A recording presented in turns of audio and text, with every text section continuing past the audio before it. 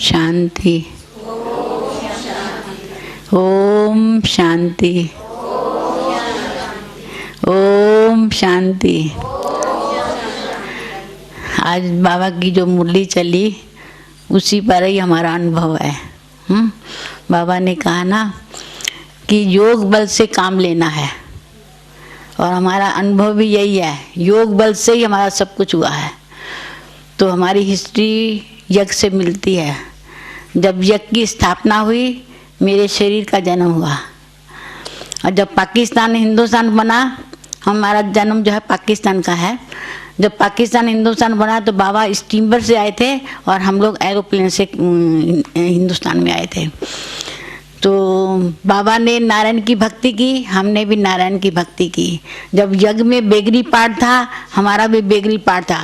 तो हम सब कुछ मतलब कीमती चीज़ जो थी वो सब लेके आए थे पाकिस्तान से, पैसा जेब सब हिंदुस्तान बैंक में जमा कर दिया था।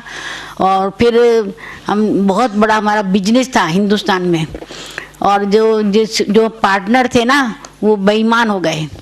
इतने बेईमान हो गए तो हमारे बाप को मारने को तैयार हो गए। झूठा केस करके इसको हम मार डालेंगे, पैसा हम सब ले लेंगे, जबकि पैसा सारा हमारा था। और उन्होंने कहा जब कमाई होगी हम आपको दे देंगे, क्योंकि उस समय तो पाकिस्तान से सब कुछ लूट के गए थे मुसलमान। तो उन्होंने कहा हम कमाई होगी हम आपको दे देंगे। तो फिर इधर हमको कुछ भगवान की तरफ ज़्यादा लगन थी। तो झूठा केस करके दूसरे शहर का, तो इसको हम मार डालेंगे। तो फिर हमने इधर हनुमान का व्रत रखा, और वारंट आ चुका है, बुधवार उनको सवेरे जाना है। मैंने मंगलवार को हनुमान का व्रत रखा। मैंने कहा हे महावीर, मेरे बाप को जब छुड़ा के लाओगे तब मैं जानूँगी तुम्हारी महावीरता। मैं क्या जानूँ तुम्हारी महावीरता क्या है। तो मुझे अंदर में जोश आया। तो जमानत मंजूर नहीं होती थी, जमानत देने को कोई तैयार नहीं होता था। तो हमारा दूध देने वाला आता है, तो हमने कहा देखो भैया, अगर किसी की जान बच जाए तो सबसे पुण्य का काम होता है, तो आप जमानत दे दो। तो उसने कहा कि ठीक है। तो जमानत देने का जमानत मंजूर हो गई। तो वो मंगलवार की शाम को छूट के आते हैं और बुधवार उनको जाना था। तो मुझे अंदर में बहुत खुशी हुई कि देखो भगवान ने हमारी सुन ली। तो भक्ति में भी तो भगवान फल तो देता ही है ना। तो ऐसे मेरे को बहुत लगन थी, बचपन से ही मेरे को भगवान की तरफ बहुत लगन थी। तो हमारी माँ ने गुरु किया था, तो हमने कहा मैं भी गुरु दीक्षा लूँगी। तो उन्होंने कहा नहीं, अभी तुम छोटी बच्ची हो ना, हम तुमको अभी गुरु दीक्षा नहीं देंगे। तो मैंने कहा क्या छोटे बच्चे नहीं भगवान को याद कर सकते? कहते नहीं जब बड़ी होगी तब। मैंने कहा देखो ध्रुव ने भगवान के दर्शन कर लिए ना, 5 साल का बालक था। तो हम भगवान को याद करने में, तो छोटा हो या बड़ा, भगवान को तो सभी याद कर सकते हैं। तो इसी तरह से मुझे लगन थी। फिर पता नहीं कहाँ से मेरे को सत्यनारायण की कथा मिल गई। तो मैंने रोज सत्यनारायण की कथा करनी शुरू कर दी, नारायण की भक्ति करती, सारा दिन नारायण ही नारायण बोलती रहती थी। तो सत्यनारायण की जब तक कथा नहीं करूँगी ना तब तक मैंने पानी नहीं पीना, चाहे शाम को 5 भी क्यों ना बज जाए, इतनी मैं नियम की पक्की थी। तो मेरी जब मैं पूजा करने बैठती थी तो मेरी बुद्धि इधर उधर कहीं जाती थी ना, तो मैं कहती मैं भगवान को याद करी, मेरी बुद्धि इधर उधर क्यों जाती है, तो भगवान की तरफ लगना चाहिए। फिर 1-1 घंटे 2-2 घंटे 3-3 घंटे बैठ के अभ्यास करती थी, मेरी भगवान की तरफ बुद्धि लगे। तो ऐसे करते करते मेरी सब मनोकामना पूर्ण होने लगी। तो जिसके लिए जो बोल देती वो सत्य होता था। तो ऐसे मेरे को लगन बढ़ती गई, जैसे जैसे हमको प्राप्ति होती गई वैसे वैसे हमारी को लगन भी बढ़ती गई। तो ऐसे करते करते फिर मेरे को ना देखे मैंने कहा धन में भी कहीं सुख नहीं है। जितने बड़े बड़े करोड़पति भी मैंने देखा तो उतने ही वो ज़्यादा दुखी है। और हमने कहा धन के पीछे, धन में भी कुछ सुख नहीं है, सुख कुछ और है। तो देखो धन के पीछे जान जाती है, धन के पीछे ईमानदारी जाती है, धन के पीछे चोर डाकू पड़ते हैं, धन के पीछे अभिमान आता है। तो धन में भी कुछ सुख नहीं है। तो ऐसे मेरे को अंदर में आया, मेरे को दुनिया से बहुत वैराग आने लगा कि दुनिया में कहीं भी सुख नहीं है।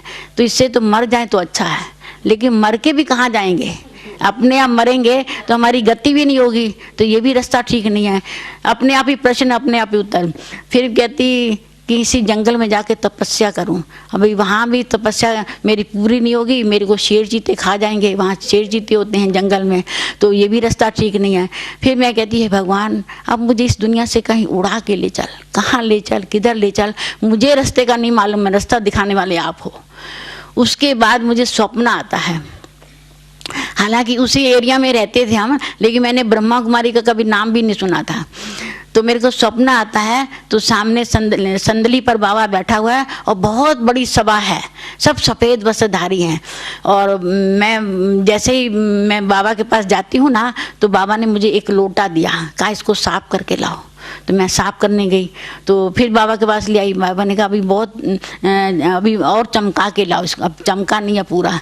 तो फिर मैं जल्दी जल्दी चमकाने लगी। मैंने कहा बाबा तो ज्ञान सुना देगा, मैं तो लोटे में लगी रह जाऊंगी, इसलिए जल्दी जल्दी उसको चमकाया और बाबा के पास ले आई।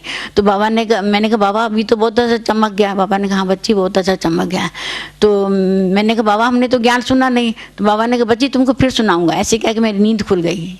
इस सपने की बात है, मेरी नींद खुल गई। तो वो लोटा कौन सा था? ये बुद्धि रूपी लोटा है। इस बुद्धि लोटे में जो है ना, मेरी भक्ति कूट कूट के समाई हुई थी, क्योंकि मैं भक्ति में बहुत एक्यूरेट रहती थी। और इसी तरह से मेरे को बाबा ने मेरा भक्ति का भी बर्तन साफ कर दिया। तो जब बर्तन साफ हो गया तभी तो ज्ञान ठहरेगा ना, नहीं तो ठहरेगा ही नहीं है। तो फिर उसके बाद एक हमारे पड़ोस में रहती थी, तो वो हमको देखती थी, बहुत मतलब धार्मिक विचारों की है, तो मेरे को कहीं कभी कहाँ मेरे को ले जाती थी अपने साथ में। तो एक दिन मुझे यहाँ भी ले आई बहनों के पास में। लेकिन उस समय बाबा का ऑपरेशन हुआ था बॉम्बे में। तो सभी बहनें भी वहाँ गई हुई थी, जिनके घर में सेंटर था, बाबूजी माताजी वो भी वहाँ ही गए हुए थे, कोई भी उनकी बहू मिली थी। तो कहा वो तो सब बॉम्बे गए हुए हैं। तो फिर हम चले गए घर में। फिर दोबारा आए तो सभी वापस लौटे थे, बाबा से मिल करके सब लौटे थे। और फिर बाबा ने सबके लिए, क्लास वालों के, जब तो छोटा क्लास होता था तो सब क्लास वालों के लिए बाबा ने एप्पल भेजा था बॉम्बे से। तो वो सबसे पहले एप्पल मिला हमको।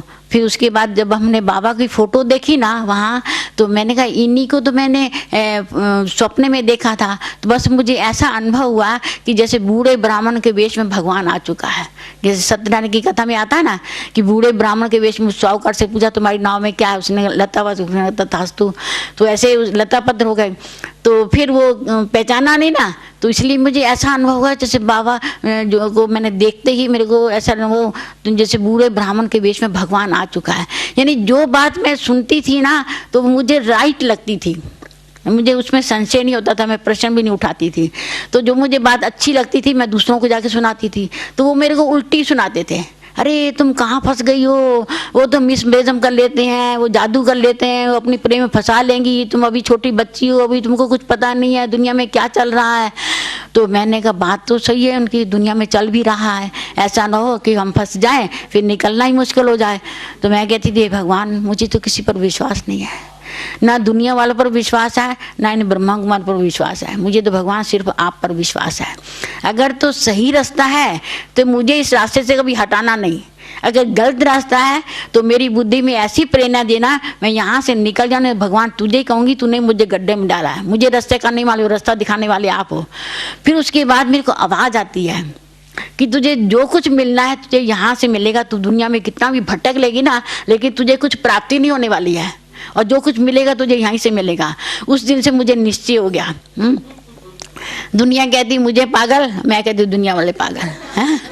दुनिया वाले समझते हैं कि पता नहीं ये किसके चक्कर में आ गई है। तो मैं कहती दुनिया वाले पागल, देखो भगवान को ढूंढ रही है, पुकार रही है, लेकिन उसको पहचान नहीं रही है। तो मेरे को फिर बहुत आता था। तो फिर लोगों ने मेरी माँ बाप को बहुत भड़काना शुरू कर दिया कि तुम्हारी लड़की वहाँ जाती है ब्रह्मा कुमारी, शादी नहीं करेगी, वो तुम्हारी कहना नहीं मानेगी, सारा उनका ही कहना मानेगी, इसलिए तुम अभी अपनी लड़की को रोको, तुम जाने नहीं देना उसको, है ना। तो दुनिया वाले उस समय बहुत खिलाफ थे ब्रह्मा कुमारियों के, तो वो हमको रोकने लगी। तो कहे तुमको वहाँ नहीं जाना है। तो मैंने कहा क्यों मैंने कहा वहाँ जाके देखो तो सही, जिनके घर में सेंटर है बाबूजी माता जी, उनको कुछ प्राप्ति हुई है तभी तो उन्होंने बहनों को रखा हुआ है। आज कोई किसी को रख सकता है? 4 दिन मेहमान आएगा कहते चला जाए तो अच्छा है। तो इतने समय से बहनों को रखा, कुछ उनको प्राप्ति हुई है। आप खुद चल करके देखो आपकी लड़की कहाँ जाती है। मैंने कहा किसी बहाने से आएंगे, चलो देखेंगे तो सही। तो कहते नहीं हमको वहाँ नहीं जाना है, हम तो तुम्हारी पूछ पकड़ के चले जाएंगे। मैंने कहा ऐसी पूछ पकड़ने वाली बात नहीं है यहाँ तो भगवान को पाने की बात है। तो कहते नहीं नहीं तुमको वहाँ नहीं जाना है। फिर मेरे को रोकते थे नहीं, तो मैं देखती थी, लेकिन मेरे को लगन थी अंदर से, तो मैं देखती थी कि जो गेट बंद होता था ना वो खुल जाता था, और जो खुला होता था वो बंद हो जाता था तो वो सोचते किधर से जाएगी, उनको पता ही नहीं है। तो मेरे को बाबा रास्ता दिखा देता था। तो फिर मैं ना कम दूर रहती थी, एक घंटा आने में, 1 घंटा जाने में, तो मेरे को रात को नींद नहीं आती थी। तो मैं कहती थी कब सवेरा हो मैं सेंटर पर पहुंचूं। तो 4 बजे योग होता था, मैं 3 बजे उठ करके चल पड़ती थी। और कंपनी बाग था, तो रात को तो जैसे जंगल सा लगता है, वहाँ जानवर भी आते थे। और 2 लड़कों के कॉलेज थे, एक इंजीनियरिंग कॉलेज था, एक एग्रीकल्चर कॉलेज था। तो एक लड़का एक घूम रहा था, तो वो कहता बहन जी आप सवेरे सवेरे कहाँ जाती हो। मैंने कहा हम सत्संग में जाते हैं। तो कहती आजकल का समय ठीक नहीं है, आप अकेले नहीं जाया करो। तो मैंने उसको बड़ी फलक से जवाब दिया, जिसका साथी है भगवान उसको क्या रोकेगा, आंधी हो तूफान, उसको कोई रोकने वाला पैदा ही नहीं हुआ। नशा इतना रहता था बाबा का, उसी नशे में मैं चलती थी। सुना था कुछ भी नहीं, कोई आंख उठा के भी नहीं देखता था। तो ऐसे मैं सवेरे 4 बजे पहुंच जाती थी सेंटर पर। और जिस दिन मेरे को संकल्प आता था ना कि क्या रोज रोज वही तो ज्ञान है, अपने मन का भी संकल्प आता है ना, तो रोज अगर एक दिन नहीं जाएंगे तो क्या जा। तो फिर उस दिन मेरे को आता है नहीं ये तेरे को माया रोक रही है, चलो तुम उठो ये तुमको माया रोक रही है। इसलिए मैं फिर पहले ही पहुंच जाती थी, सबसे पहले। तो फिर मैंने अपने खाने पीने की भी बहुत शुद्धि रखी, क्योंकि हमारे घर में प्याज बनता था, तो हम तो पहले खाते थे, फिर अभी ज्ञान में आने के बाद छोड़ दिया। मेरे को किसी ने बोला नहीं तुमको छोड़ना है, लेकिन अपने आप अंदर से मेरे को आता था। जैसे बाबा की बनी ना, ऐसे मेरे को अंदर से ही आता था। फिर वो मैंने अपनी माँ के हाथ का नहीं खाया। तो मेरी माँ बोलती थी कि जिस माँ ने तुझे पैदा किया है, इतनी बड़ा किया, और आज तुम कहती मैं माँ के हाथ का नहीं खाऊंगी, ऐसा कौन सा तुमको ज्ञान मिला। मैंने कहा देखो तुमने मुझे शरीर का जन्म दिया, लेकिन जिस भगवान ने मुझे सृष्टि पर भेजा है और उसकी आज्ञा है कि तुम पवित्र के हाथ का भोजन खाओ। अगर तुम पवित्र बनेगी मैं तेरे हाथ का खाऊंगी, नहीं तो नहीं खाऊंगी। उसकी आज्ञा, अगर उसकी आज्ञा का मैं उल्लंघन करूंगी ना तो मुझे धर्मराज की बहुत सजा देगा। इसलिए मुझे धर्मराज की सजा नहीं खानी है ना। तो उसकी आज्ञा का मुझे जरूर पालन करना है। तो ऐसे मैं खाती नहीं थी। स्कूल से आती थी, मैं सिलाई सीखती थी, स्कूल से आती बहुत भूख लगती थी, तो मैं क्या करती थी, एक तवा मांझ करके ना उसमें रोटी बना लेती थी, उसमें बेसन का पूड़ा बना करके उसी के साथ खाना खा लेती थी। वही खाना हमारा होता था, सुनना ना। लेकिन मैं नल का भी पानी पीती थी, लेकिन सुराही का भी पानी नहीं पीती थी, क्योंकि इतनी गर्मी में भी नल का पानी पीती थी, क्योंकि उसमें भी प्याज के हाथ लगा देते थे। उनके बर्तनों में भी नहीं खाती थी, एक तवा ही मांझ करके उसी में सब करती थी। लेकिन भगवान मिला है, हमको इतनी अंदर में आता था कि हम उसके लिए क्या करें हम। तो जितना भी हम कुर्बानी कर सकते हैं। फिर उसके बाद बाबा कानपुर में आए। बाबा मम्मा जल्दी जल्दी आते थे, क्योंकि कानपुर उस समय फर्स्ट नंबर था और जल्दी जल्दी बाबा मम्मा आते थे। तो बाबा आए ना, तो बाबा ने मेरे को आते ही वरदान दे दिया, बच्ची तुम तो घर की हो। आते ही बाबा ने वरदान, बच्ची तुम तो घर की हो, घर की हो। तो घर का ही मेरे को बना लिया सचमुच में। फिर कितने भी मेरे सामने पेपर आया, कुछ भी हुआ, लेकिन कुछ भी नहीं कोई कर सकता। बाबा इतना सहज कर देता था, हम बस बाबा से ही, बाबा को ही सब कुछ बोलते थे, जो कुछ बोलना था बाबा को ही बोलती थी मैं। तो हमारे जो वहाँ मैं जाती थी ना सेंटर पर, तो एक माता थी, तो वो मेरी माँ नहीं थी, लेकिन वो पुलिस में जाकर रिपोर्ट करके आई। कहा कि मेरी लड़की है, वहाँ जाती है, वो हमारा कहना नहीं मानती, शादी नहीं करती है, और ऐसे ऐसे वो सारा दिन वहाँ रहती है। तो वो मेरी माँ बन के गई, मेरी माँ नहीं थी लौकिक में, लेकिन दूसरी माँ बन के गई थी। तो फिर हम स्कूल से सेंटर पर आते थे, तो गुप्ता जी थे ना बनारस वाले, तो वो आए, तो कहते हैं कि तुम अभी घर में चले जाओ, अभी पुलिस आने वाली है, तो उनको प्रूफ नहीं मिलना चाहिए, इसलिए तुम अभी घर में चली जाओ। तो मैं चली गई घर में, तो पुलिस आई, देख करके चली, कुछ भी नहीं हुआ। कुछ भी नहीं हुआ। फिर हम तो रोज आते थे, तो जैसे जैसे आते जाते जैसे जैसे मेरे माँ बाप को बहुत भड़काते थे। तो मेरे माँ बाप कहते थे तुमको शादी करनी है। तो मैं कहती थी जब मैं बड़ी होंगी ना तब शादी करूँगी, अभी नहीं शादी करूँगी। हालांकि उस समय हमारी 17 साल की उम्र थी। तो मैं जब बड़ी होंगी तब शादी करूँगी। उन्होंने कहा ठीक है। नहीं, उन्होंने कहा नहीं तुम शादी कर लो, तुम माँ बाप शादी जैसे करेंगे वैसे करनी पड़ेगी। कहते थे माँ बाप को करनी है तेरे की शादी। तो मैंने कहा ठीक है आप मेरी शादी कर दो, तो जिस समय फेरे होंगे ना उस समय उठ जाऊंगी, उस समय फिर आप जानो आपका काम जाने। तो डर जाते थे, ऐसा ना हो कि हमारी करी कराई सारी हैं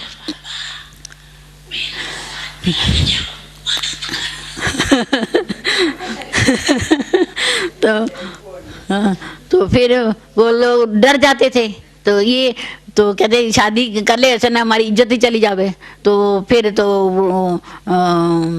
मेरे को जैसे बाबा टच करता था, मुझे कुछ अकल नहीं थी। मुझे शादी का मतलब कि अच्छे अच्छे जेवर पहने, अच्छे अच्छे कपड़े पहने, यही शादी होती है। हमको कुछ पता नहीं था दुनिया का, क्योंकि मैं सारा दिन भक्ति में रहती थी। मुझे दुनिया की कोई बातों में इंटरेस्ट भी नहीं था। कभी मैंने पिक्चर भी नहीं देखी है, पिक्चर भी नहीं देखी हमने। हमारे माँ बाप को भी पसंद नहीं था, क्योंकि हमारा होटल था ना स्टेशन पर, सिनेमा के सामने था। 4-4 पास रोज मिलते थे, लेकिन हमको जाने नहीं देते थे। कहते थे लड़कियां खराब हो जाती हैं, इसलिए कभी हमने पिक्चर देखी नहीं है। तो ऐसे ना मेरे को अंदर मधुबन में सब आ रहे थे। तो मेरे दिल हो रही थी मैं भी मधुबन में जाऊं, लेकिन मेरे माँ बाप तो आने नहीं देंगे, मैं क्या करूं अभी। तो फिर मैं तो बाबा को ही बोलती, जो कुछ बोलना था बाबा को ही बोलती थी, बाबा मुझे अभी क्या करना है। तो मैंने बाप को बोला, मैंने कहा मुझे वहाँ माउंट आबू जाना है, मधुबन में सभी जा रहे हैं। तो कहते नहीं तुमको नहीं जाना। मैंने कहा ठीक है, आप एक बात हमारी मानो, एक मैं आपकी बात मानती हूँ। तो आप हमको छुट्टी दे दो, अच्छा पैसा नहीं देना, आप मेरे को छुट्टी दे दो। तो उन्होंने कहा इसके पास पैसा तो है ही नहीं है, जाएगी कैसे।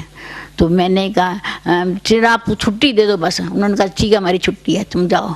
तो फिर मैंने ना कर्जा लिया, उधार लिया पैसा, उधार लेकर के पहली बार मधुबन में आई। हाँ, तो 1 महीना रही मधुबन में। बाबा के साथ घूमने जाना, नक्की लेक में रोज बाबा जाते थे। सवेरे क्लास होता था, योग भी पूरा हुआ, क्लास भी पूरा, बाबा का हाथ पकड़ करके जाते थे। बाबा बीच बीच में रुक जाता था, फिर कोई ना कोई बाबा पॉइंट सुनाता था, बाबा का मम्मा का, कभी मम्मा का, कभी बाबा का हाथ पकड़ जाते। नशा रहता था चलने में भी, कुछ दुनिया की शुद्ध बुद्ध नहीं, अपनी शरीर की भी शुद्ध बुद्ध नहीं रहती थी हमको। तो सारा नक्की का चक्कर लगाते थे बाबा सवेरे सवेरे।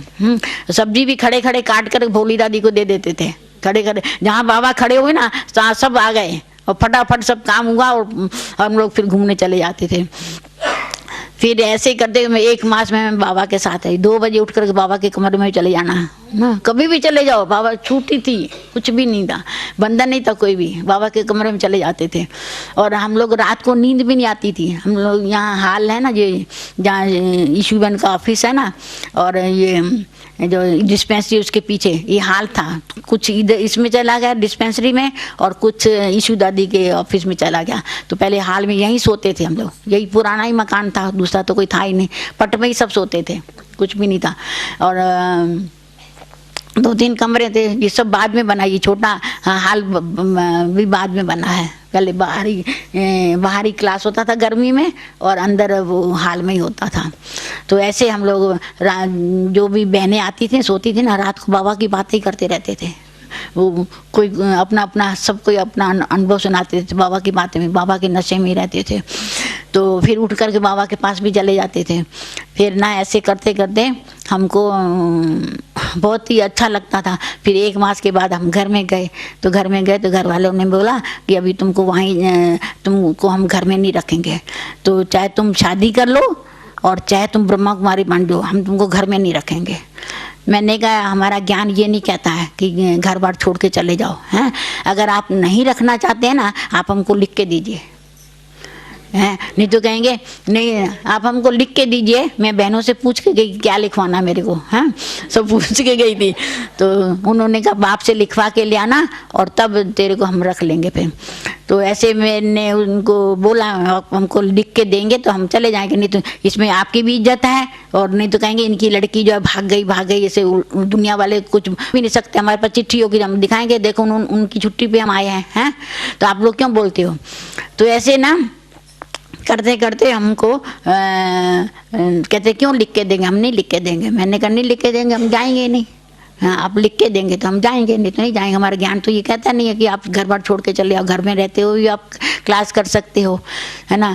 ऐसे ना फिर मैंने जब देखा ना उन्होंने अब ये मानने वाली नहीं है, तो फिर उन्होंने लिख दिया। तो मैंने कहा जो मैं कहूँगी ना वही लिखना पड़ेगा आपको, ऐसे नहीं आप मर्जी, आप खुशी से छुट्टी देंगे तब मैं जाऊँगी, नाराज़गी से देंगे तो मैं नहीं जाऊँगी। हाँ, तो खुशी खुशी से छुट्टी दो। आप, आपकी लड़की कहाँ जा रही है, भगवान को आप दे रहे हो, हैं, दूसरी जगह थोड़ी दे रहे हो, हैं। तो आप खुशी से छुट्टी होनी है। आज देखो लड़कियां कोई गलत काम करती हैं, उनको कोई कुछ नहीं रोकता है, और आज हम अच्छे रास्ते जाते हैं हमको सब रोकते हैं, क्यों। तो फिर उन्होंने कहा अब ये तो इसको लगन लग जाइए, तो फिर उन्होंने हमको लिख के दिया। लिख के दिया तो हम सेंटर पर आए। तो पहले तो मुझे बहनें भी नहीं रखती थी और घर वाले भी छुट्टी नहीं देते, लेकिन रात रात बैठ के मैंने तपस्या किया है। रात रात मुझे नींद नहीं आती थी, सारा दिन काम करना और रात को मैंने बाबा को याद करना। मैंने कहा बाबा जब तुमने मुझे अपना बना लिया है, फिर तुमने मुझे इस घर में रखा क्यों है, तो मुझे क्यों नहीं अपने पास बुला लेते। तो मुझे उनके साथ रहना नहीं अच्छा लगे, खाना नहीं अच्छा लगे, कुछ नहीं अच्छा लगे। बस मेरे को ऐसा लगता था मुझे पर लग जाए मैं उड़ के बाबा के पास चली जाऊं, मुझे अंदर में ऐसा आता था। फिर बहनों ने भी हाँ कर दिया, क्योंकि वो लोग भी सोचते थे ना कि हम इसको लेंगे तो दुनिया वाले तो कहते हैं ना लड़कियों को भगाती हैं, तो वो लोग उनको चांस मिल जाएगा बोलने का। तो ये तो बाबा ने करण करा, हमारा बाबा ही है, तो बाबा ने उनको भी टच किया और हमारे माँ बाप को भी टच किया। तो हमारे को उन्होंने चिट्ठी लिख के दी, हम सेंटर पर आ गए। तो फिर मेरी माँ बहुत रोने लगी। मैंने कहा रोती क्यों है, अब वैसे भी लड़कियां पराए घर की होती हैं, तो जब आप बुलाएंगे हम आएंगे। हमारा ज्ञान ये नहीं कहता है कि आप माँ बाप से मिलने नहीं जाओ, कुछ भी नहीं जाओ, आप हमको बुलाएंगे हम आएंगे आपके पास मिलने के लिए, हम तो यही हैं। तो फिर उनको थोड़ा शांत किया हमने। तो ऐसे करके मैं सेंटर पर आ गई। फिर उसके बाद तो सेंटर में भी बहुत हमको अच्छा लगता था, क्योंकि बाबा ने मेरे को बहुत मदद किया है। जितना भी सूक्ष्म में मैं बाबा को याद करती थी ना, उतना सूक्ष्म में मेरे को बाबा ने बहुत मदद किया। तो पहले एक बात बीच में रह गई। तो जब ये हमारे कानपुर में ना बहुत युगल थे, तो युगल थे, बाबा कानपुर में आए थे, उसके बाद बाबा मधुबन में आए। तो फिर संदेशी वतन में गई ना, तो बाबा ने उन युगलों के नाम बताए कि इन युगलों को मतलब नाम सहित उनको सेंटर पे रहना है, सारा दिन खाना पीना और सिर्फ सोने के लिए घर जाना है। और 5 दिन का प्रोग्राम था, है ना। और खाना भी जो बनाए ना वो भी योग युक्तों के बनाए, साधारण ऐसे नहीं बनाए, है। बाबा ने ऐसे संदेश दिया था उस संदेशी को। तो फिर मैंने कहा मेरा तो बाबा ने नाम नहीं दिया है। तो मैंने कहा बाबा ने कहा तुम तो घर वाली हो, घर की हो, तो मेरा तो बाबा ने नाम ही नहीं दिया। तो मैंने कहा बहनों का भी तो नाम नहीं आया, तो ये तो सिर्फ युगलों का नाम आया। तो बहनें तो वहाँ रहती है, लेकिन मैं तो अपने घर में रहती हूँ, मैं कैसे ये पाठ देखूँगी। तो मैं बाबा को बोल रही थी बाबा मुझे ये पाठ जरूर देखना है, चाहे कुछ भी बर्तन मांजने पड़े, झाड़ू लगाना पड़े, जो कुछ मैं सेवा करूँगी, लेकिन मुझे ये पाठ जरूर देखना है, मैं बाबा को बोल रही थी। तो दादी को कोई खाना बनाने वाला नहीं मिल रहा था, तो दादी ने मेरे को बुलाया कि कहा तुम यहाँ आके खाना बनाना। बाबा ने कहा ना योग युक्त भोजन बनाए, तो मैं गंगे दादी, हाँ। तो बाबा ने बोला ना योग युक्त खाना बनाया, तो मैं तो मेरा तो बाबा से योग था, तो मेरे को खाना बनाने के लिए वहाँ बुलाया। तो वहाँ वंडरफुल पाठ था, तो मैं खाना बना कर जल्दी जल्दी खाना बना करके मैं भी बैठ जाती थी।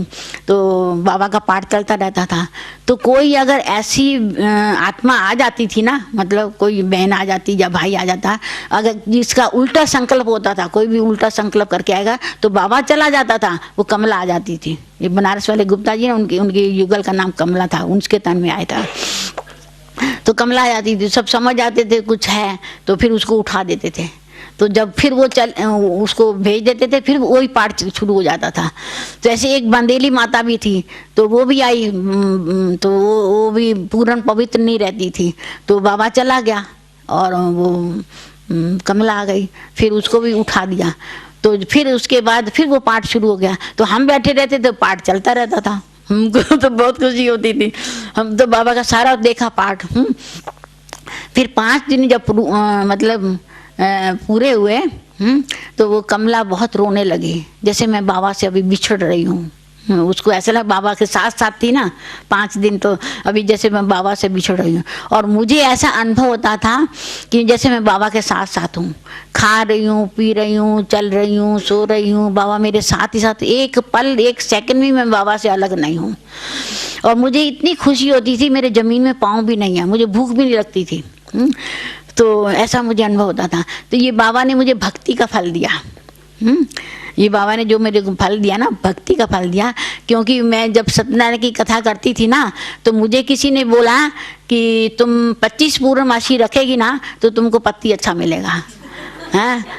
तो मैं कहती थी भाई पति मिले तो अच्छा मिले, पति मिले तो अच्छा मिले, ऐसा वैसा पति नहीं चाहिए हमको, है ना, क्योंकि जीवन तो उसी के साथ बिताना है। तो अगर 24 रख ली, एक नहीं रखी, फिर 25 रखनी पड़ेगी। तो मेरी 25 से भी ऊपर मिलने हो गई। मेरे को तो बाबा पतियों का पति मिल गया। आज बाबा ने बोला ना, पतियों का पति बापों का बाप है, हाँ, हाँ, सब है। तो मेरे को तो बाबा पतियों का पति मिल गया। तो इसीलिए तो बाबा ने मुझे फिर वो अनुभव कराया कि देख, जैसे नई नई शादी होती है ना, तो पति के साथ ही साथ रहती है। तो बाबा के साथ ही मैं खा रही हूँ, पी रही हूँ, चल रही हूँ, जो कुछ कर रही हूँ, तो बाबा के साथ ही साथ हूँ। तो ऐसे ही बाबा ने मुझे इतना मतलब खुशी दी, इतना बाबा ने मेरे को सुख दिया है, तो वो तो मैं वर्णन भी नहीं कर सकती इतना। तो बाबा ने अति इंद्रिय सुख का भी अनुभव कराया, है ना। और बाबा ने मुझे हर जो है ना पार्ट मतलब बताया, हर मतलब वो क्या नहीं हर संबंध का मेरे को बाबा ने अनुभव कराया, हर संबंध का अनुभव कराया। बाबा ने डॉक्टर का भी पार्ट बजाया, समझा। तो अभी मैं वो भी आपको सुनाती हूँ। तो कैसे है ना, बाबा ने मेरा सब, सर्जन भी वही है, साजन भी वही है, दोस्त भी है, खुदा दोस्त भी है वो हमारा। हाँ, अभी हमको गुलजार दादी ने स्लोगन दिया, उसमें यही आया स्लोगन कि आप ऑनेस्ट हो, खुदा खुद कहता है मैं तुम्हारा दोस्त हूँ। मैंने कहा दोस्त को सारी बातें सुनाई जाती है ना, इसलिए मैं अभी बाबा को सुनाती हूँ सब बात ना। और वो सर्जन भी हमारा कैसे है, तो हमारा ऑपरेशन हुआ, ये पहले नीचे हड्डी टूट गई थी, उसके घुटने के बिल्कुल नीचे, फिर दोनों घुटने का हुआ। तो डॉक्टर ने बोला कि आपको हिम्मत है दोनों घुटने कराने की। मैंने कहा आप कर डालो, मरेंगे तो भी उसके हैं, जीते हैं तो भी उसके हैं, हमको तो हमको तो बाबा पर निश्चय है कुछ भी। तो डॉक्टर साहब ने बोला कि मतलब साइन कराते हैं, कुछ भी हो जाए, आपका कोई संबंधी है आपको साइन करके नहीं। तो मैंने कहा हमारा कोई संबंधी नहीं है, बस बाबा ही हमारा सब कुछ, जो कुछ है बाबा ही है। तो मेरा ऑपरेशन किया। तो इस टांग का तो मुझे कुछ पता नहीं पड़ा, इसका मुझे पता पड़ा यहीं अपने ग्लोबल में डॉक्टर मार्क्स ने किया था। तो इसका मुझे मालूम पड़ रहा था, क्योंकि इसकी जो प्लेट थी ना बिल्कुल घुटने के साथ थी, एक स्क्रू निकालना पड़ा, प्लेट काटनी पड़ी। तो उसे पता पड़ रहा था मेरे को इसमें कुछ है। तो फिर उसके बाद ना हम जब हमको आईसी में लेके गए, तो दो बहनें और थी, एक इधर थी एक उधर थी, दोनों की डेथ हो गई, मैं बच गई। दोनों चले गई वतन में बाबा के पास, मैं बच गई। तो कैसे बाबा ने मेरी सब कुछ। तो मैं जब ऑपरेशन कराने जा रही थी ना, तो मैंने बाबा को बोला, मैंने कहा बाबा आप ही सुप्रीम सर्जन हो, आप ही करावनहार हो, ये सब करनहार हैं, आप करावनहार हो, आप ही करवा रहे हो। और मुझे इंजेक्शन जो दिया था कमर में दिया था, तो मेरे को ऊपर होश था। तो मैं गीत गा रही थी अंदर अंदर, बड़ा खुश नसीब है जिसे तू नसीब है, उसे और चाहिए क्या जिसके तू करीब है। बाबा तू मेरे करीब में है, मेरे पास में है। बस मुझे ये लगता था मेरा बुद्धि इधर उधर कहीं नहीं जाए, सिवाय बाबा की मेरा बुद्धि इधर कोई नहीं जाए। तो मैं बाबा को याद करती रहती बस। पेपर मेरा बहुत भारी था, लेकिन सब बाबा ने मेरा पार किया, क्योंकि ऊपर वाले मेरा पेपर बहुत ले रहे थे, लेकिन बाबा ने ही मेरा पार किया है। नहीं तो मेरी हालत का कोई नहीं कह सकता था ये चल सकती है। डॉक्टर भी खुद कहता है कि आपके आगे एक्सरे देखे कोई देखे ना, आप कोई नहीं कह सकता आप चलते। मैंने कहा मेरे को चलाने वाला कौन है, बाबा है ना, तो वही चला रहा है मेरे को, वही करा रहा है सब कुछ। तो एक ही बल एक ही निश्चय, एक ही बल एक भरोसा था। तो मेरी आंख का भी ऑपरेशन हुआ ये। तो जब मैं ऑपरेशन कराने गई, सोमवार को मैं एडमिट हुई और मंगलवार को मेरा ऑपरेशन था। तो जब ऑपरेशन करना शुरू किया तो उसको कुछ दिखाई नहीं पड़ा। कहता है ऐसा तो हमने कभी देखा नहीं है, कुछ दिखाई नहीं पड़े। तो फिर उसने उस दिन नहीं किया मेरा ऑपरेशन। और फिर बुधवार को फिर उसने इंजेक्शन दिए, सब दवाइयाँ दिए, सब कुछ दिया। तो मुझे तो एकदम बाबा पर निश्चय था, बाबा जो करेगा उसमें कल्याण है। हमको ये नहीं मेरी आँख खराब हो जाएगी, मेरा ये होगा, मैं बाबा की याद में ही रहती थी। बाबा जो करेगा उसमें मेरा कल्याण है। और फिर उसने गुरुवार को मेरा ऑपरेशन किया और मेरा सक्सेसफुल हो गया। कहता जितना मैं समझता था ना आपका ठीक नहीं होगा, उतना ही आपका बढ़िया हो गया। तो देखो बाबा है ना कराने वाला, उसके ऊपर अगर हम सब छोड़ देते हैं ना तो बाबा अपने आप ही सब करता है। और फिर बाबा बीच में कानपुर में आए थे एक बार, तो हमको वहाँ खाना बनाने की ड्यूटी होती थी। तो हम कन्या जितनी कन्या थी ना वहाँ की, तो सबकी पिकनिक रखी थी बाबा के साथ में। तो बाबा के साथ पिकनिक रखी तो गंगे दादी औरों को मिलाती गई। जो क्लास का टाइम हुआ हम लोग पिकनिक की प्लेट पकड़ा दिया। अभी हमको तो मज़ा ही नहीं आया, बाबा से ना बात नहीं, या कुछ नहीं किया। और ऐसे पिकनिक हम खाने ऐसे थोड़ी पिकनिक होती है, बाबा से बात ही नहीं किया। तो अभी क्लास के समय तो बाबा को रोक नहीं सकते हैं। तो बाबा तो क्लास में जाने, फिर हम लोग कन्याओं ने सबने मीटिंग किया। तो अभी बाबा से कैसे हम मिलन मनाएं हैं। तो फिर बाबा की जो कमरे, बाबा का जो कमरा था एक सिटिंग रूम था। तो सबने कहा अगर सब हम सिटिंग रूम में बैठ जाएंगे, बाबा क्लास करके कमरे में आएगा ना, हैं तो हम कमरा बंद कर देंगे, बस बाबा हमारा है, रात हमारी है अभी। तो फिर हम ऐसे ही हम लोग सिटिंग रूम में बैठ गए और एक कन्या गेट पर खड़ी हो गई दरवाजे पर। तो बाबा जैसे ही अंदर आए, लच्छू अंदर आई, वैसे ही हम दरवाज़ा बंद कर दिया। हम लोग सब सिटिंग रूम में बैठे थे, एक एक कन्या बाबा के पास जाती थी। तो बाबा पूछता था बच्ची कोई आश है।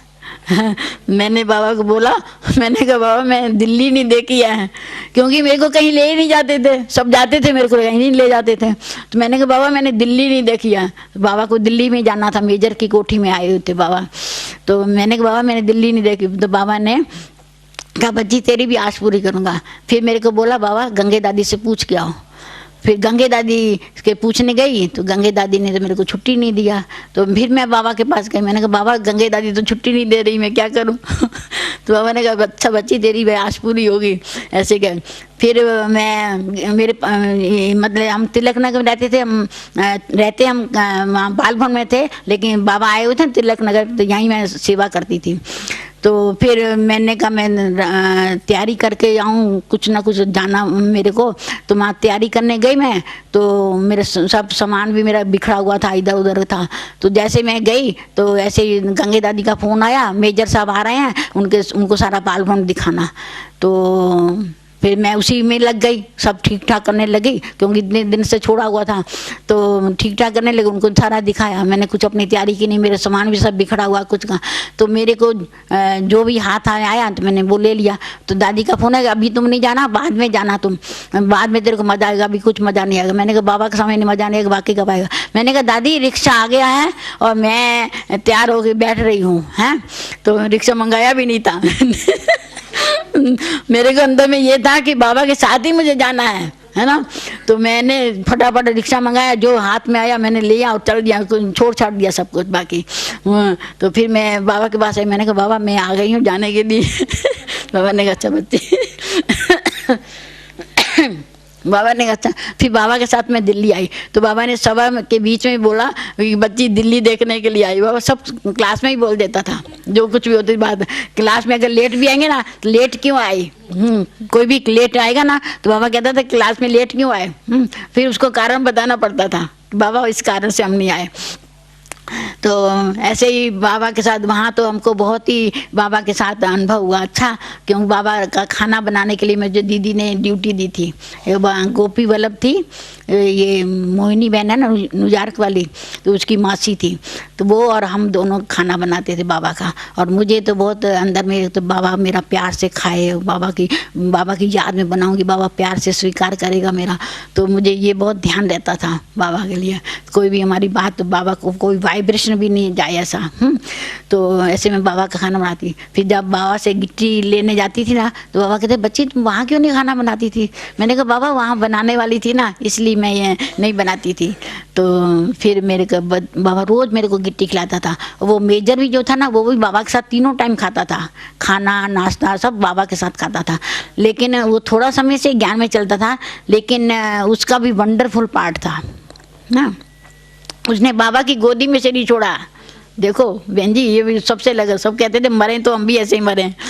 तो क्या हुआ, तो शिव जयंती की ना सब तैयारियां हो रही थी। सुदेश बहन है ना जर्मन वाली, वो भी वहीं रहती थी। तो शिव जयंती की सब तैयारियां हो रही थी। सब दिल्ली वाले जितने भी सेंटर थे ना, उन सब का ब्रह्मा भोजन था, सब सब्जी भी आ गई, सब कुछ हो गया। और रात को हम बाबा के खाने के जो खाना खाते थे ना, उसी टेबल पर मैं रात को सोती थी वहाँ। तो उधर से ही क्रॉस होकर के वो गया, फ़ोन आया था उसका मिलिट्री से। तो पता नहीं क्या फ़ोन आया, तो वो मिलिट्री को फ़ोन करके अपने कमरे में गया। तो कमरे में गया तो उसको ना खांसी होने लगी। तो वो रुक्मिणी बा थी, वो कहती, उनको बोला कि बाबा को बुलाओ। अभी बाबा 12 बजे तो हम लोग सब सोए हैं, बाबा भी 12 बजे गया कमरे में। तो उसकी हिम्मत नहीं हो रही थी मैं बाबा को जगाऊं, अभी पहली नींद है बाबा की, मैं कैसे जगाऊंगी। तो वो बार बार बोले कि बाबा को जगाओ, बाबा को जगाओ। तो उसने फिर बाबा को जगाया। तो जैसे बाबा आए ना, तो बाबा ने उसका सिर अपनी गोदी में रखा। तो बाबा को बोला, बाबा मेरे गुनाह बख्शो, मैं जा रहा हूँ, बाबा मेरे गुनाह बख्शो, मैं जा रहा हूँ। ऐसे 3 बार बोला और पंछी उड़ गया बाबा की गोदी में। तो देखो उसका वंडरफुल पार्ट ये था कि उसका ट्रांसफ़र हो रहा था। तो उसने अपने बीवी बच्चों को लखनऊ में छोड़ दिया और वो अकेला था। उसने कहा अकेला हूँ, मैं बाबा को बुलाऊं, इस कारण से बाबा को बुलाया उसने। तो उसके सामने कोई संबंधी नहीं था बाबा के सिवाय। बाबा और हम लोग दैवी परिवार वाले थे, है ना, संबंधी उसका कोई भी नहीं था उस समय। तो देखो ये भी लक है उसका, है कितना थोड़े समय में उसने भक्ति उसने बहुत की थी। बाबा ने उसको भी भक्ति का फल बहुत दिया, क्योंकि तीनों टाइम बाबा के साथ खाना और बाबा के साथ रहना, और बहुत ही वो निर्माण चित्त था और हर एक के साथ उसका एक जैसा व्यवहार था। ये नहीं है कि छोटा है बड़ा है ऊंचा है नीचा, कुछ नहीं, सबके साथ। तो हमको भी पूछता था, खाना खाया आपने दूध पिया, ऐसे मेरे को रोज़ पूछता था, क्योंकि किचन से क्रॉस होकर के ही उसका कमरा था। तो कहता आप हमारे कमरे में आकर देखो हम कैसे भक्ति करते थे पहले। तो मैं थोड़ा भाइयों से थोड़ा शर्माती थी शुरू में, मैं बात नहीं करती थी ज़्यादा, लेकिन बुजुर्ग कुछ बोल भी नहीं सकती थी। तो फिर एक दिन सब गए, गुलजार दादी गई, सब गए, तो मैं भी उनके साथ चली गई। उनके कमरे में देखा तो वो बहुत ही निर्माण थे। तो 13 दिन 12 दिन गुलजार दादी ने भोग लगाया, और 2 दिन पहले से ही वातावरण सन्नाटा सा हो गया था। उसके जाने से 2 दिन पहले सन्नाटा सा लगता था। तो मैं बाबा का खाना बना के बाहर निकली ना, तो ऐसे सन्नाटा सा लग रहा था। तो मैंने कहा पता नहीं सन्नाटा क्यों लग रहा है। फिर मैं बाबा के कमरे में गई तो सभी बैठे हुए थे। मैंने कहा है तो सभी, लेकिन सन्नाटा क्यों लग रहा है ये। तो फिर तो ये तो गुलजार दादी ने जब संदेश में सुनाया ना, तो बाबा ने कहा आप लोगों ने अनुभव किया होगा, तो 2 दिन पहले से सन्नाटा सा था। तो मेरे कोई अनुभव नहीं है, लेकिन सबको ही अनुभव हुआ ऐसा। तो सन्नाटा सा हो गया था। तो जो कोई बड़ी व्यक्ति जाती है ना, तो वातावरण में फर्क पड़ जाता है। जैसे जवाहरलाल नेहरू ने भी शरीर छोड़ा था ना, तो भी वातावरण में फर्क पड़ गया, सन्नाटा सा हो गया। तो उसका बाबा ने जन्म भी बताया, जन्म बताया कि एक भगत है, वो भगवान से प्रार्थना कर रहा है कि मुझे एक बच्चा चाहिए। ऐसे वो माँ में प्रवेश हो जाता है। तो बाबा ने कहा कि बहुत ही लाड प्यार से पलेगा और गोल्डन स्पून से दूध पिएगा। बहुत ही बाबा ने, और वो सोल आती थी ना, जैसे निर्माण होकर के हाथ जोड़कर बोलती थी ना, ऐसे ही वो हाथ जोड़कर सबसे मिलता था वो।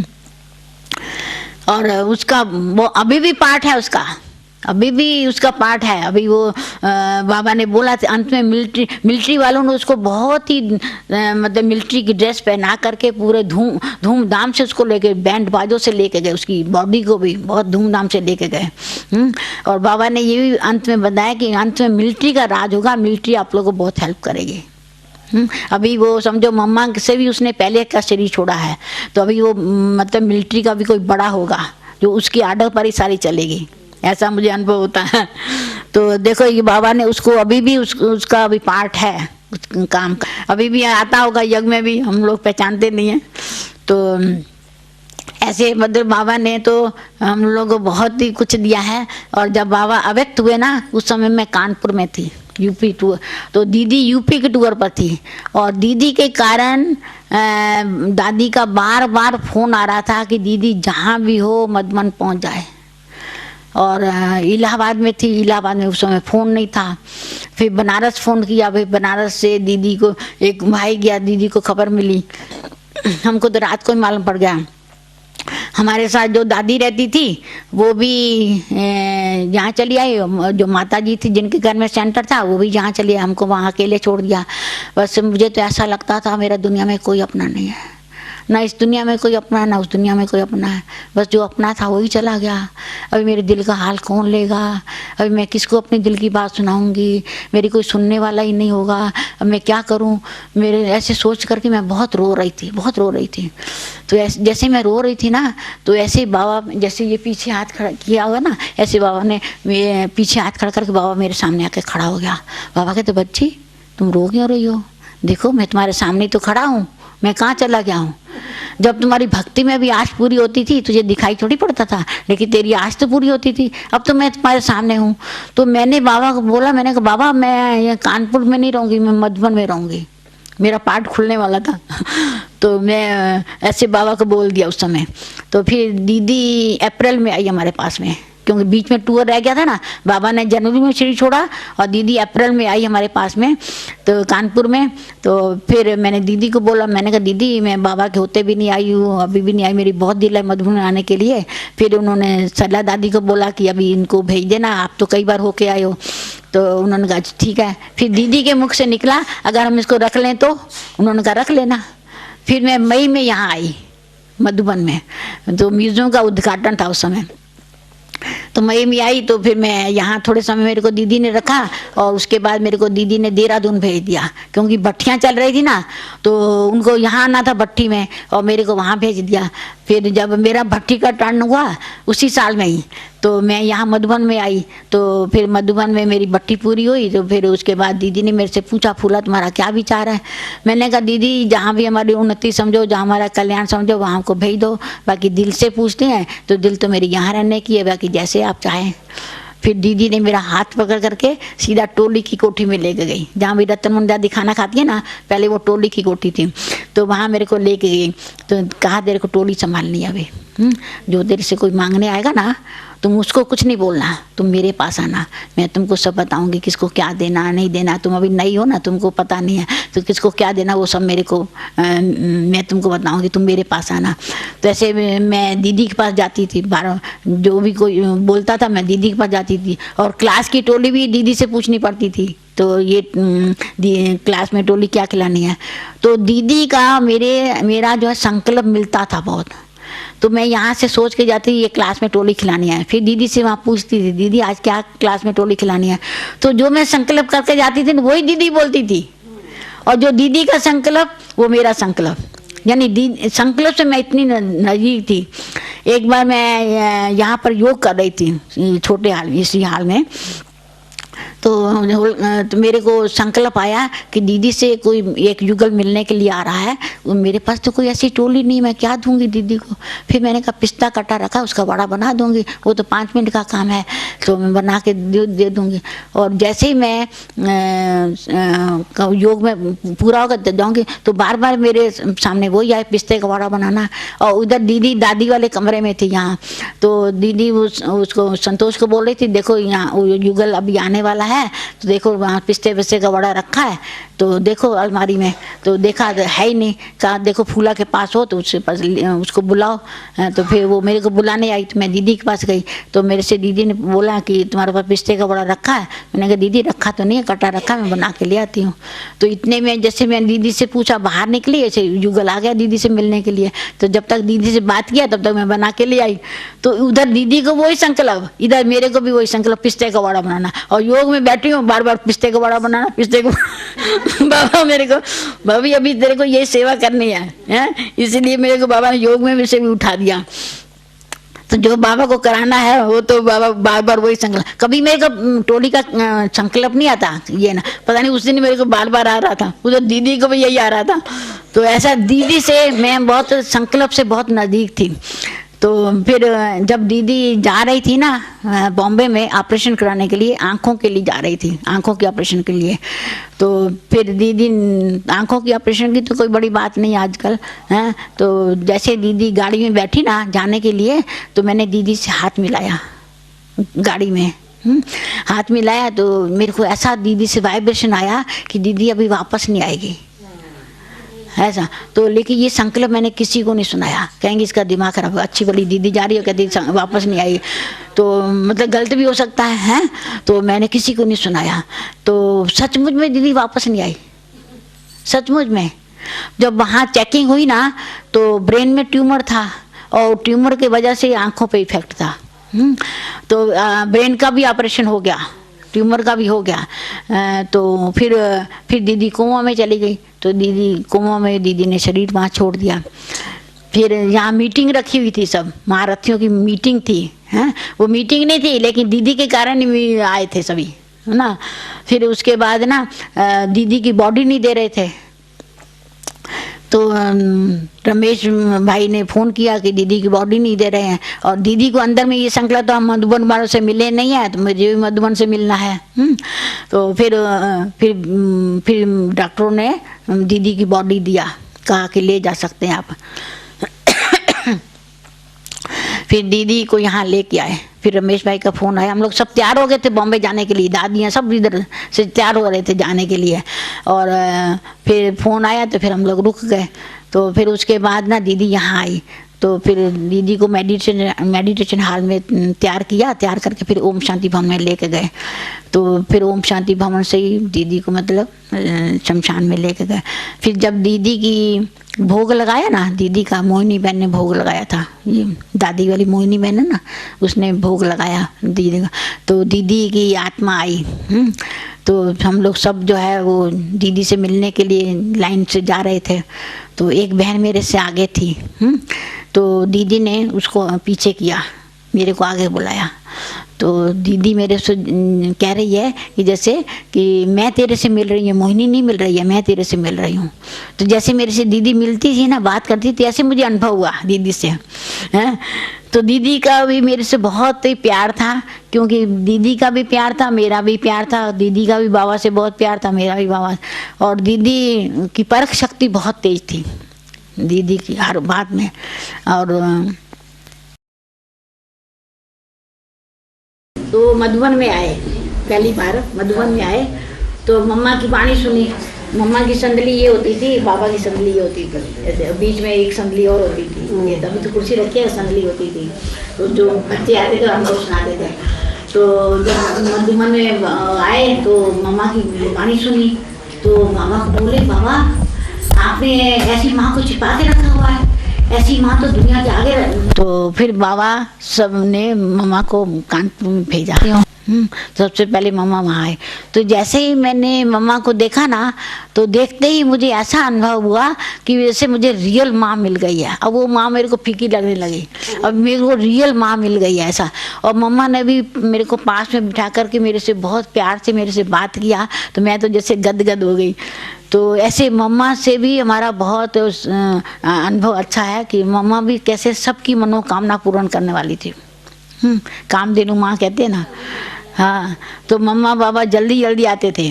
और कानपुर में एक बिठूर शहर है, बिठूर है, तो वहाँ पर कहते हैं कि ब्रह्मा ने यहाँ पर कीली लगाई है, तो इसको कोई भी इसका अंत नहीं पाया। तो अंग्रेजों ने बहुत उसकी खुदाई की लेकिन उसका अंत नहीं पा पाए। तो इसलिए वो ब्रह्मा के नाम से मशहूर है, सब देखने जाते हैं वहाँ पर। वहाँ नदी है, वहाँ देखने जाते हैं। तो जब सूर्य उदय होता है ना, तो उस समय वो सीन देखने वाला होता है। तो बाबा मम्मा दोनों गए थे वहाँ पर, हम भी गए थे। तो 2 नाव की थी, नदी थी ना, 2 नाव की थी। तो अमरूद लिए थे, बाबा मम्मा के नाव में अमरूद डाले और मम्मा बाबा के नाव में अमरूद डाले। तो ऐसे मतलब एक दूसरे को डालते थे। तो फिर उसके बाद हम लोगों ने वहाँ से होकर के फिर हम आए कानपुर में।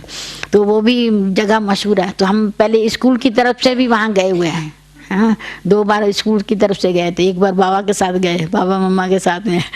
तो अच्छा, जब बाबा मम्मा मुरली चलाती थी ना, तो हमको वहाँ खाना बनाने की ड्यूटी मिली थी कानपुर में, बाल भवन में। तो बाल भवन में मम्मा आई थी, तो खाना बनाने की ड्यूटी मिली थी वहाँ। रात को ही हमको प्रोग्राम मिल जाता था, ये बनाना है, और सब तैयारी भी करके जाते थे। सवेरे 3 बजे मैं उठती थी, रात को 10 बजे तक सोती थी मैं, नॉन स्टॉप, बिल्कुल रेस्ट नहीं है, हैं। और जब दाल चढ़ा के जाती थी और क्लास करने जाती थी, जब तक दाल पकती रहती थी। और फिर मैं क्लास करने जैसे मम्मा की मुरली सुनती, मम्मा एक ही दृष्टि से सब देखती थी, इधर से उधर से, एक दृष्टि में एक लाइन देखती थी। और जैसे कि हम इस दुनिया में नहीं हैं, इस दुनिया से हम ऊपर हैं, और शरीर की भी शुद्ध बुद्ध नहीं है, दुनिया से भी जैसे हम ऊपर है। तो फिर हम जैसे क्लास पूरा होता तो हम वहाँ किचन में आते हैं, तो किचन में आते मुझे सब भूल गया, मेरे को क्या बनाना है, क्या करना है, जैसे मुझे पता ही नहीं है कुछ मैं बनाना है। रात को प्रोग्राम मिल गया तो जैसे मुझे एक एक बात याद आती जाती है, जैसे मैं ऊपर से उतर करके मैं कर्म कर रही हूँ, एक एक बात याद आती जाती है, वो मैं करती जाती, फिर दूसरी बात याद आती है, वो दूसरी करती जाती हूँ। ऐसे मेरे को जैसे मैं ऊपर से उतर करके काम कर रही हूँ, मैं इस दुनिया में नहीं हूँ। ऐसे मुझे मम्मा से भी, मम्मा की दृष्टि में भी इतनी शक्ति थी, पावर थी ना, मम्मा से भी अच्छा पाया। हाँ जी, हाँ हाँ ठीक है ना, थोड़ा चक्का चुकी तो करा देना आप मम्मा का भी चक्का चुकी करा ले, नहीं है। बाबा दोपहर शाम को वहाँ लेटता था, ये जो मेडिटेशन हाल की सीढ़ी है ना, इसके इधर बाहर आंगन में, तो वहाँ लेटते, सब बच्चे घेर लेते थे। और बाबा, पता है बाबा देखो इतनी बेगरी, लेकिन खुशी इतनी होती थी। अभी जितने साधन बढ़ते जाते हैं ना, उतनी खुशी कम होगी, लेकिन उस समय तो अतीन्द्रिय सुख जाना, वो गोपियों का अतीन्द्रिय सुख वही माना हुआ था। उस समय भागवत चल रहा था ना, अभी तो महाभारत का समय आ गया गीता भी पूरी हो गई है ना, भागवत भी पूरा हुआ, अभी तो महाभारत का समय है। इसलिए अभी अपने जो है ना योग बल से अभी अपना कार्य करना है, जितना बुद्धि से बाबा को याद करेंगे ना। इसलिए बाबा ने कहा एक मुद्दे में कि बुद्धि की लाइन क्लीन और क्लियर होगी, जिसकी उसको ही टचिंग होगी, उसके पाँव जो सेफ्टी की तरफ जाएंगे, दूसरी तरफ जाएंगे ही नहीं। इसलिए अपना अभी इस बात का ध्यान रखना है कि हमारी बुद्धि की लाइन बाबा के साथ लगी रहे, जुटी रहे, सबकी तारे उसके साथ जुटी रहें, तो हमको टचिंग होगी, नहीं तो नहीं होगी। क्योंकि अब समय तो आ गया है ना, प्रकृति ने भी काम करना शुरू कर दिया। लेकिन अगर जिसका बुद्धि योग होगा बाबा के साथ में, उसके पाँव सेफ्टी की तरफ जाएंगे, उससे जाएंगे नहीं होगा तो वो भी, उसकी बुद्धि भी भटकेगी, यहाँ बैठे भी भटकेगी, है ना। हाँ, और दूर बैठे वाले भी पास में आ जाएंगे, है ना। बुद्धि क्लियर, हाँ, बुद्धि क्लियर चाहिए। इसलिए अपना ध्यान इसी बात में देना अभी, है ना। एक बार क्या हुआ, यहाँ पर सबसे बड़ी बात है ना, समय पर बाबा की याद आई, है ना, नहीं है। अच्छा जी, अभी इसका ही अभ्यास करते रहना, है ना। अभी ट्रेन में जाते हैं, कहीं भी जाते हैं ना, बाबा को सदा साथ है, बस वही साथी हमारा, वही